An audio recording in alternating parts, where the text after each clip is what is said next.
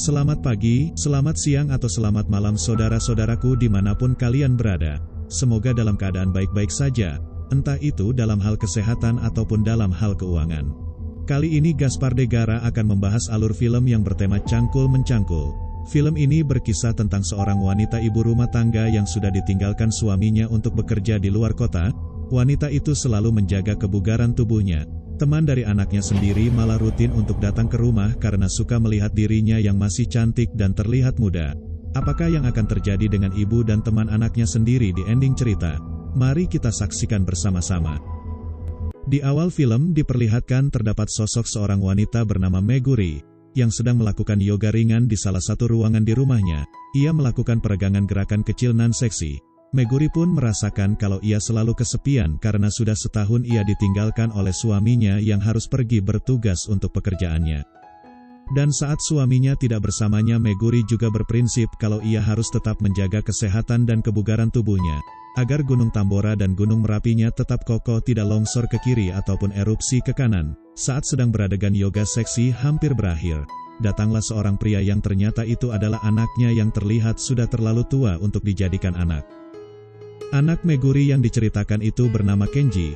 Sesampainya Kenji di rumah, ia duduk di depan ibunya sambil memperhatikan tubuh ibunya. Ia pun bilang kalau kulit ibunya itu terlihat semakin bagus, semakin lembut dan kencang, terlihat seperti muda kembali. Lalu setelah yoga berakhir, Meguri pun mengajak anaknya itu untuk jalan-jalan bersama. Karena sudah merasa dewasa, Kenji yang notabene anggota pemain debus ini pun bilang kalau ia sangat malu saat ibunya itu berjalan menggandeng tangannya. Di sepanjang jalan itu terlihat ada dua orang pemuda yang ternyata mereka adalah teman mainnya Kenji. Laki-laki itu adalah si rambut api bernama Yuya, dan yang satunya lagi yang tidak diceritakan namanya ini kita kasih nama Yanto. Seperti tetangga gue, seorang pria dewasa dengan pekerjaan tukang jahit yang ngasih harga tidak wajar.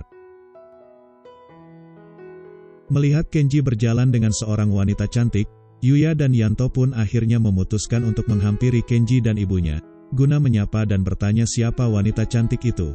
Tahu Kenji anaknya hanya menghabiskan waktu dengan bermain game dan diam di rumah, Meguri pun terlihat senang saat ada dua orang teman anaknya yang meminta izin untuk berteman dan bermain bersama dengan Kenji anaknya. Saat Meguri dan Kenji berjalan pergi, Yuya dan Yanto melihat pemandangan indah dari belakang. Berkat yoga yang sering dilakukan Meguri, Yanto pun bilang kalau ibunya Kenji itu sangat cantik dan bahenol, sangat berbeda dengan penampilan ibunya sendiri. Keesokan harinya tanpa membuang waktu, kedua terduga dengan niat yang tidak baik, langsung memutuskan untuk pergi ke rumah Kenji, yang pastinya beralasan karena ingin melihat ibunya itu. Selang beberapa saat setelah selesai membawakan minuman untuk Yuya si rambut api dan Yanto teman anaknya, Meguri pun terlihat sedang menerima sebuah paket yang ia pesan secara online yang sudah tiba di rumahnya. Akan tetapi saat Meguri unboxing paket itu, Yuya si rambut api yang kebetulan ingin pergi ke toilet pun memergoki ibu temannya itu yang ternyata sudah memesan mainan terong elektrik, guna berniat untuk mereviewnya nanti malam. Saat tersadar, Meguri merasakan kehadiran Yuya si rambut api yang sedang berdiri di balik pintu. Dengan tujuan agar tidak ketahuan, Meguri pun bergegas menyembunyikan mainan terong elektrik yang baru saja ia unboxing. Akan tetapi karena Yuya sudah terlanjur melihat barang yang dipesan oleh ibu temannya itu, Yuya mengetahui Meguri yang selama ini kesepian. Dengan keberanian seorang pejuang kemerdekaan, Yuya langsung menghampiri Meguri dan memaksanya mengganti terong elektriknya yang dipesan secara online itu dengan belut listrik tegangan tinggi kepunyaannya.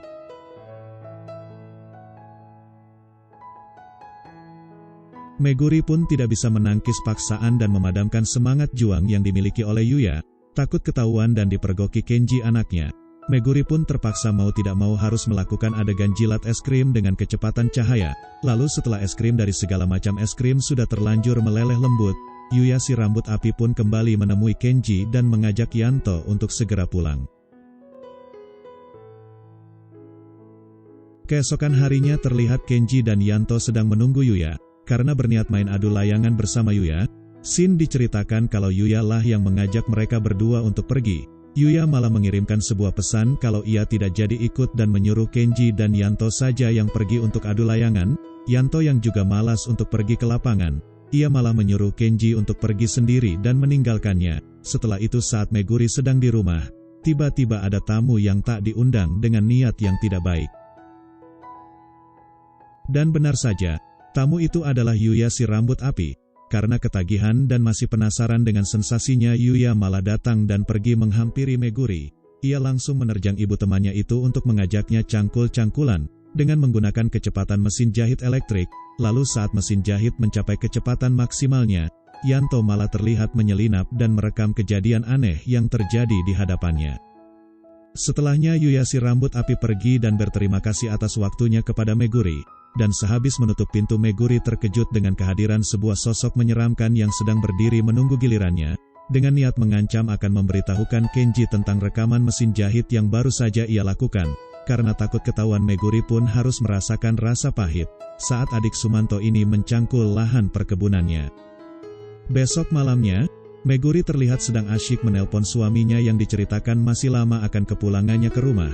Lalu setelah telepon-teleponan mesra sudah selesai, karena tidak mengetahui apa yang sudah terjadi dengan ibunya, Kenji malah pulang dengan membawa dua teman itu lagi, setelah selesai minum-minum dan mabuk. Dengan tujuan yang tidak baik, Yuya dan Yanto pun dengan sengaja membuat Kenji mabuk berat, agar ia fly dan langsung tidur saat pulang ke rumah. Setelah Kenji tak sadarkan diri, dua anggota Yonko Kaido yang selalu pergi menjalankan misi bersama ini malah langsung ramai-ramai meminta Meguri untuk bermain terong elektrik, yang dibawa oleh mereka setelah berhasil menyembunyikan terong elektrik masing-masing, saat Kenji terbangun sebentar. Berniat untuk melanjutkannya, Yuya dan adik Sumanto ini pun menarik Meguri ke kamar, agar bisa leluasa memporak-porandakan pertahanan lawannya. Kedua pengguna ilmu rawa rontek itu pun langsung gotong royong melakukan adegan cangkul-cangkulan demi menjaga kesenjangan dan kedamaian dunia. Setelah beberapa hari kemudian, Meguri yang melihat anaknya itu sedang bermain game di rumah, ia malah memaksa anaknya untuk pergi adu layangan. Karena ketagihan dan meminta dua teman anaknya untuk datang dan bercocok tanam bersama lagi, dan film ini pun berakhir bahagia. Dari film ini kita bisa belajar membangun sebuah kepercayaan satu sama lain itu tidak semudah yang dibicarakan orang. Kita sebagai manusia yang hidup sebagai makhluk sosial membutuhkan bantuan orang lain untuk menjalani kehidupan. Kita harusnya tidak segampang itu untuk percaya kepada semua orang. Di samping semua hal itu, ada baiknya kita juga harusnya belajar untuk bisa memilah siapa saja yang dapat dipercaya.